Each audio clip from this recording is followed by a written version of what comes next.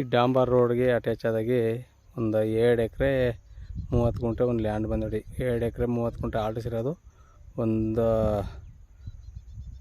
ಒಂದು ಎಕರೆ ಖರಾಬ್ ಜಾಗ ಸಿಗುತ್ತೆ. ಈ ತಪ್ಪಿಂದು ತಂತಿ ಕಲ್ ಹಾಕೋಬೋದು. ಅಂದರೆ ಈ ಮಾಳು ಬಿದ್ದಿರೋದೆಲ್ಲ ಪೂರ್ತಿ ಖರಾಬ್ ಜಾಗ.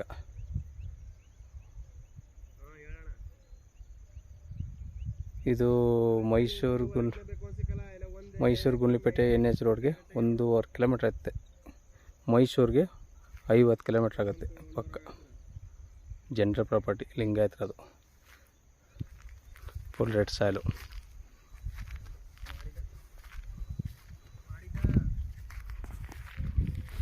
ಫುಲ್ ರೆಡ್ ಸಾಯಿಲು ನೋಡಿ, ಮಣ್ಣಿ ಈ ಥರ ಫುಲ್ ರೆಡ್ಡು. ಏನು ಜೋಳ ಬಿದ್ದದ ಎಲ್ಲ ಪೂರ್ತಿ.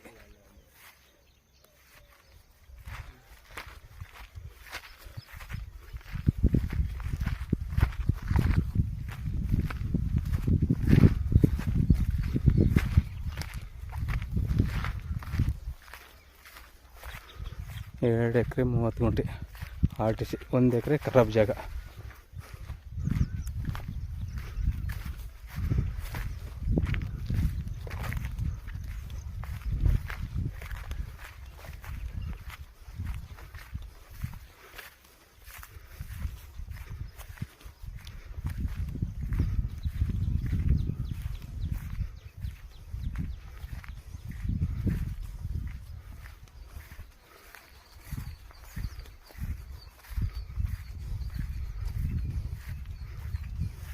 ಇದು ಮೈಸೂರಿಗೆ ಒಂದು 50 ಕಿಲೋಮೀಟ್ರ್ ಆಗುತ್ತೆ. ಊಟಿ NH ರೋಡ್ಗೆ 1.5 ಕಿಲೋಮೀಟ್ರ್ ಆಗುತ್ತೆ.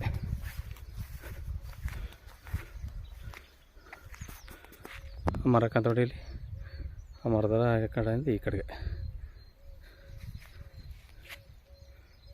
ಪೂರ್ತಿ ರೋಡ್ಗೆ ಉದ್ದ ಜಮೀನು.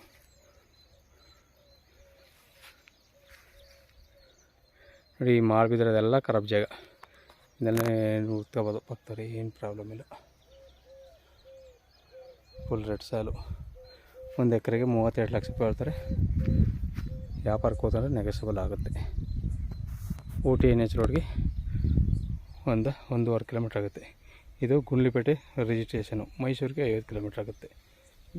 General property ಲಿಂಗಾಯತ್ರದು.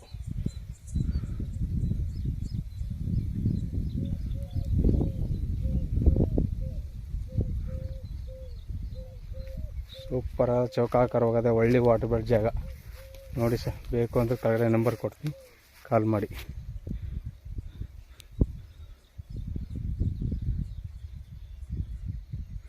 ಅದೇ ಡಾಂಬರ್ ರೋಡು ಅಂತ, ಅದೇ ಡಾಂಬರ್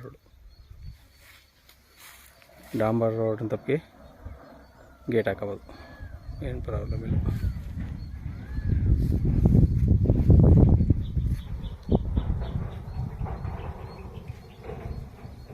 ರೆಡ್ ಸಾಲು. ಧನ್ಯವಾದಗಳು.